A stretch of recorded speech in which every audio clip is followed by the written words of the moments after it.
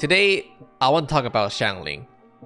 Again? I mean, no, but yes. Okay, anyway, today I want to talk about why does your Xiangling do more damage than your other characters. Specifically speaking, your Xiangling. Obviously, Xiangling have a lot of unique property on her elemental burst power nano that allow her to do more damage, like snapshotting as well as no ICD. If you're not familiar with the reason why Xiangling is really strong and really broken, I previously made a video called Why Xiangling is Broken. That video is quite old, however, the information in that video is quite relevant. But today, I want to be further elaborating that your Xiangling does more damage than your other characters, and I want to explain why. As always, before I get started though, don't forget to subscribe to the channel, and let's get started.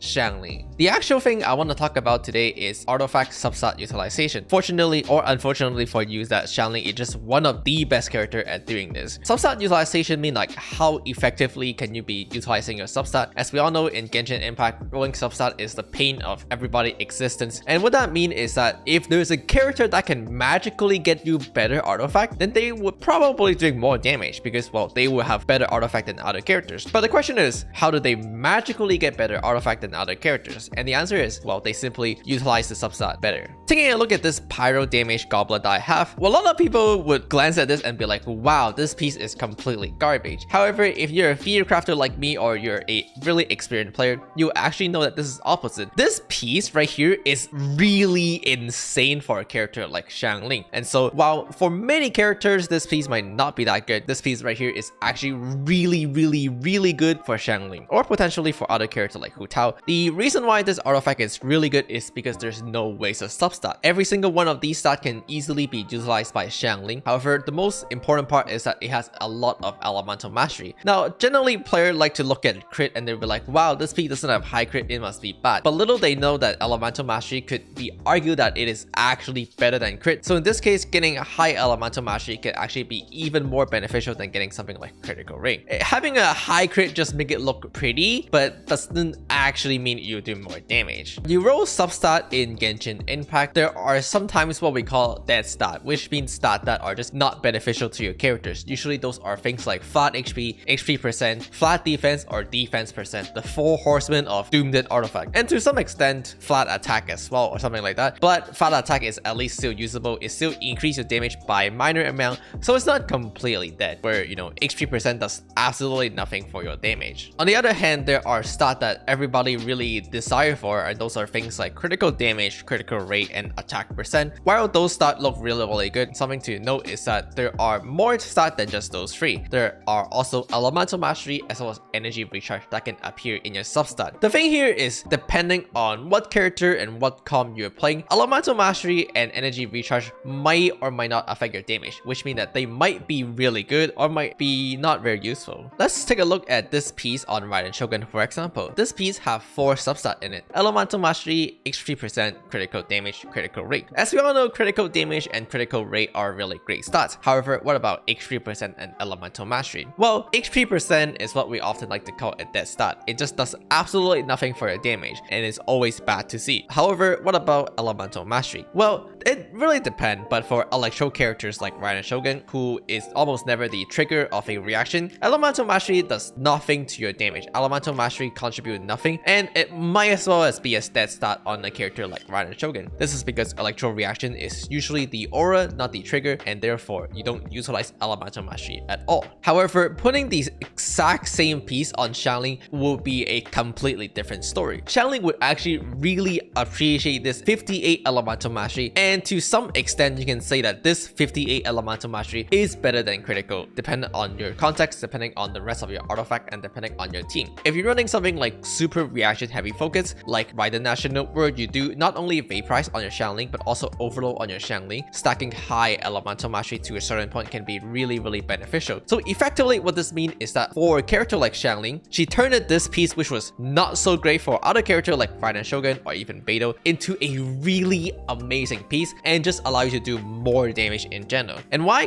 Because she simply utilized the substat better. To a certain extent, you can argue the same about energy recharge on Xiangling as well. Whenever you roll energy recharge on a emblem for your Xiangling, you don't really feel that bad about it. And surely you might like critical rate or something else better, but energy recharge is completely fine and often really appreciated on a character like Xiangling, as she is rather energy hungry. So whenever you get energy recharge on your substat, you'll be like, oh, my Xiangling can recharge her burst a little bit faster maybe. But the most important part is that this energy recharge actually still actively contribute to your damage output because of the passive on your 4-piece Emblem of the Served Fate, which convert your energy recharge into elemental burst damage. When you look at other pieces in the game, for example, in this Pale Flame, I also have 10 energy recharge, just like my Emblem of the Served Fate. However, here 10 energy recharge just mean 10 energy recharge, and for certain character, I might not even care about energy recharge at all, simply because I have no energy issues. So 10 energy recharge might as well be like 5 or 0. It's appreciated, but it's not needed, and it doesn't actively increase my damage when I don't need energy recharge. However, for pretty much all the Emblem of the Served Fate characters, especially Xiangling, energy recharge is not the same, because this 9 or 10 energy recharge can actually also be set as whatever that 0.75 burst damage, whatever the map converted is, 2% elemental burst damage instead, and therefore you can see how you just magically created a extra substat on top, which is increase your elemental burst damage by 2% right here on the 5th line. So here, this is a 5 substat piece. In total, there are 6 substats that Xiangling can utilize, including attack percent, critical damage, critical rate, energy recharge, elemental mastery, and flat attack, as most people will be spending majority of their time farming Emblem of the Served Fate. Not only that mean that you might naturally get high quality artifact, but because there are more substats for you to hit on Xiangling, you might just happen to also get better artifact overall on Xiangling. Again, like looking at pieces like this piece might not be that great on many of the other characters, but it's so good on Xiangling that it effectively just gives you more chances to get better artifact, and that's the reason why your Xiangling will have better artifact than other characters. Looking at a different example, which would be attack percent on Itto. Many of you might know that Itto appreciates defense percent because he can convert defense percent into attack percent, but that does not mean that he reject and hate attack percent. Itto can still use attack percent to a good amount of degree because all his stuff still scale with attack. His elemental skill and elemental burst, or not elemental burst, his normal attack still scale with attack percent overall. And while defense percent would give him more damage, attack percent still actively contribute to his damage to somewhat, and therefore he is still able to utilize that substat to a certain degree. For example, here you can see that this piece have 10% defense on it, and surely I rolled 9% attack on it, which is not the greatest, but is not the worst and is much better than rolling something else like HP percent or flat HP. So in this case, you can also say that there are more substats that are being utilized on character like Itto, although unfortunately Geo character does not use elemental mastery. On the other hand, there are characters that utilize substat less in general, and these are, for example, like Sanganemia Kokomi. The substat that Kokomi mostly care about are like HP percent, maybe some energy recharge for elemental burst, healing bonus, but that's only appear on the circlet, and then maybe like attack percent to a certain degree. But for the most part, the only thing you really care is HP percent, and that just means that you have less chances of hitting that substat because there are less substat that you actively care about. For example, in this case, you can see that my pieces have 20% HP on it and 6% energy recharge on it, which is really great. But you have to realize that because the only substat that Kokomi really care is HP percent, I have to basically hit every single roll into HP percent, and well, if that doesn't happen, then that piece might not be that great for Kokomi, as she cannot utilize other stat like critical damage or critical rate. So even though this piece have critical rate and critical damage on it, you can't utilize those stats on her, and therefore she just has less substat utilization than other characters. And this doesn't just apply to Kokomi, this applies to many of the different characters in general. Crowd character that use Blizzard Share utilize critical rate less, Electro characters that doesn't use elemental mastery,